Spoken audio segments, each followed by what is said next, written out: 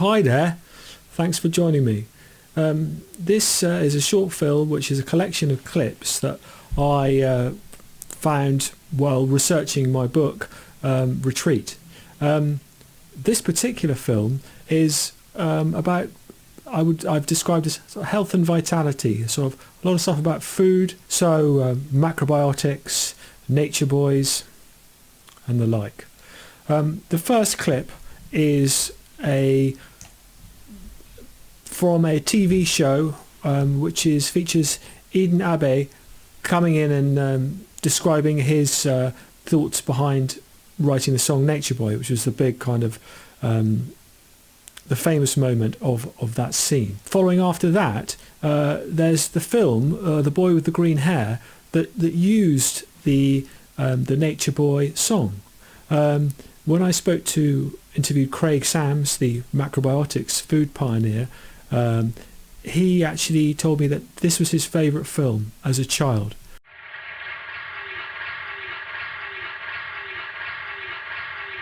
Composer of the nation's #1 song hit, Nature Boy. His name is Eden Abbey, and he's bringing his bicycle onto our Gulf Oil stage right now. Abbey, how did you happen to write Nature Boy? Dwight, Nature Boy is really the story of my life. I was born with a love for nature and a desire to find God. Finally, I came to look upon nature as a great symphony, and upon love as the theme of that symphony. Here comes a song I wish I'd recorded first. Well, why don't you take a chance at it? I don't know, it's your song. Well, this happens to be your show. You've got a point there. There was a very strange and chatty boy. They say he wandered very far, over land and sea. Mind if I cut in? Go ahead. A little shy and sad of eye, but very wise was he. And here I come. You take the high notes. There was a boy, a very strange and shattered boy. They say he wandered very far, over land and sea. A little shy,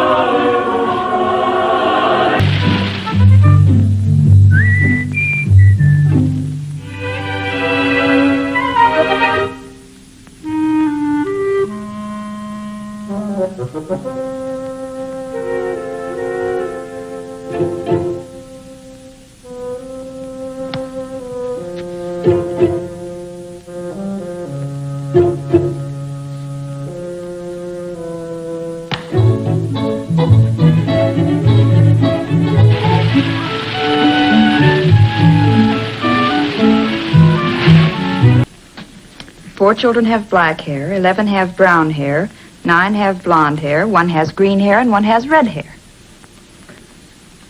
Are there any questions?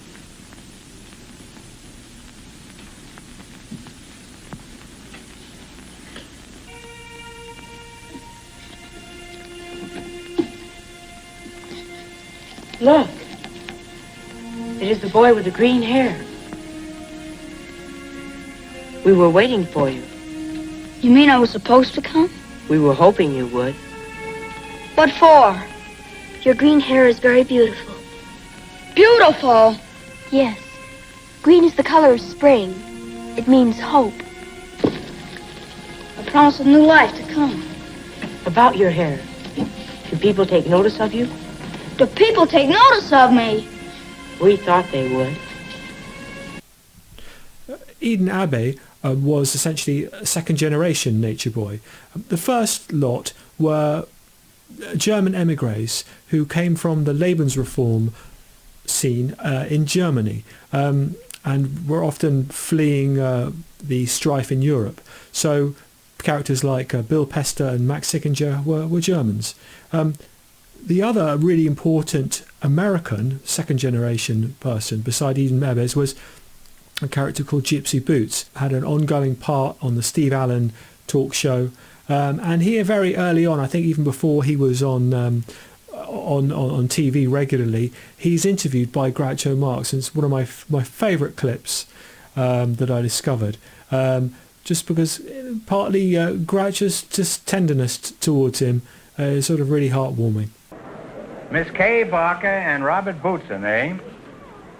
Miss Barker, this is the first time in my life I've ever stopped talking to a platinum blonde in order to talk to a man with whiskers. Mr. Bootson, eh? Where are you from, Mr. Bootson? Well, I'm Boots, and I'm a native of San Francisco, even though some people think I'm a native from Africa. Appearance. No, I thought you came from the bush country. How old are you, Boots? Well, around... Logging up and down again. Boots. Around 35. Of course, I've been living 20 years in the hills and the mountains and the beaches, and they never caught up with me to send me my birth certificate, so I don't know how old I really am. Oh. You say you lived in the hills? That's how long? Right. Well, I lived there about 20 years in caves and under trees and top of trees. Why were you living this like a hermit? Well, of course, I didn't have to pay any taxes living that way, and I felt very healthy up there. I mean, I had a lot of air. I like a lot of air. Yes, you can get a lot of air there. You mean one day the tax man came around and you threw the paper aside and says, well, me for the hills? That's right. What did you eat when you were living like a caveman? Well, frozen chop suey? No, I ate wild berries and acorns, and I'd climb high fig trees and eat sweet figs. I chased the birds away because they eat the sweetest. Yeah. And I ate sweet figs and grass. It's good for your eyes. Alfalfa. Cow's got good eyes. I want good eyes. That's right. You rarely see a cow with glasses.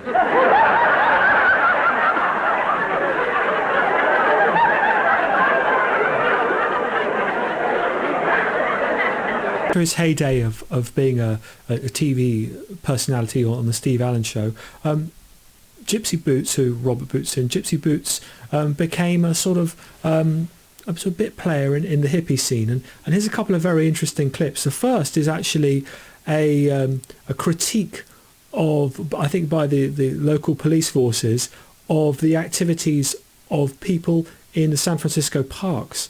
There's no mention made of it, but the man sort of leading the festivity is Boots, the slightly manic Boots. And I think the police constable says, and this reference might need to be explained, we'll give him a Yul Brynner, who is obviously the very famous bald actor. So that he was going to, sort out the long hairs. And then after that, which is a bit of a find, actually took a bit of nosing around, there's a small section in the Monterey Rock Festival documentary where Gypsy Boots can be seen backstage of the scene, eating a bit of melon. So just a blink and you'll miss it appearances, and he was very much in sort of behind the scenes in the hippie era. By the summer of '67, be-ins, love-ins, and happenings were a regular routine in nearby Golden Gate Park. And the fact that the flower children were destroying the flower beds triggered a powerful instinct in the park's chief gardener. He wanted revenge on the long-haired hippies. Well, I'll make a few Yul Bryners out of a couple of them if I can get a hold of them.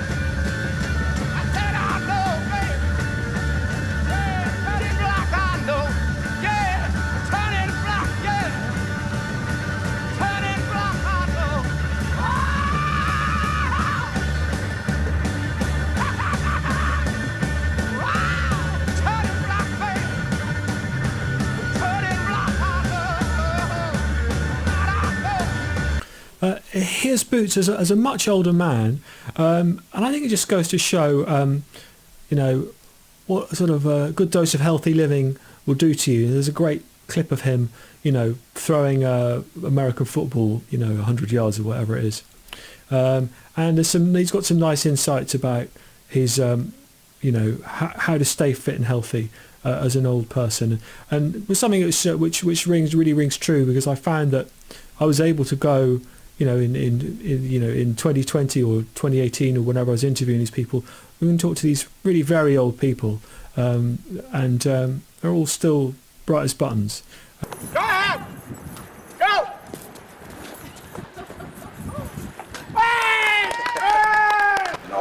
your secret for all this energy? I know you play tennis, you volleyball, you football, you're constantly on the run, you stand on your head, you run like a rabbit. What's your secret for all that? I'll tell you what I do for a day. How's that? First thing I do when I wake up in the morning, I do some light exercising, have some good herb teas, alfalfa, papaya, peppermint, all different blends. And I drink a lot of herb tea, a lot of it. We don't drink enough liquid. And I have it always on it by itself. Never mix solid with the liquids or the fruit with the vegetables. Then after I do some light exercises, do some deep breathing, some squats or run a few miles or, just get the circulation going. Then I take a hot and cold shower and end up in a cold shower. Some people eat because they're frustrated, so they eat every hour. That's not the answer. You first gotta wake up, and God gave us hands and legs, and people not using it. They're just using their stomach or their mouth too much. But use it all. Use your hands, use your legs. Use it. Use it or you'll lose it. This clip always makes me laugh.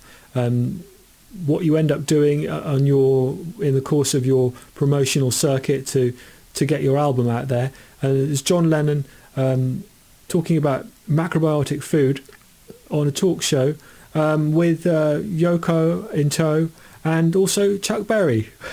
He looks like, what am I doing here? And straight after that, there's an interview that appeared on the Victoria and Albert Museum's website with Craig Sams, who I was very fortunate to talk to for Retreat, talking about how macrobiotics retains a conceptual relevance today. And I think it's a very nice summary of the key points. Because obviously it's a diet that is very hugely misunderstood.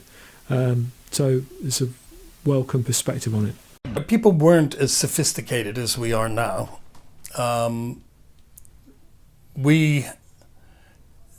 Very little of what we did was organic, because the only thing you could actually get that was organic was wheat flour. Fair trade wasn't there. Macrobiotic principles are no sugar, whole grains, eat a diet predominant in grains and vegetables, don't eat any processed or factory farmed meat, justice, so make sure that what you're doing hasn't hurt somebody else, yeast avoidance. These are all things that are kind of common now, but they all sounded wacky at the time. So I hope you enjoyed that short clip, and do please check out the other 7 clips in the playlist. And if you're so inclined, buy yourself a copy of my book Retreat, and there'll be a description in the description below where you can buy it on Amazon.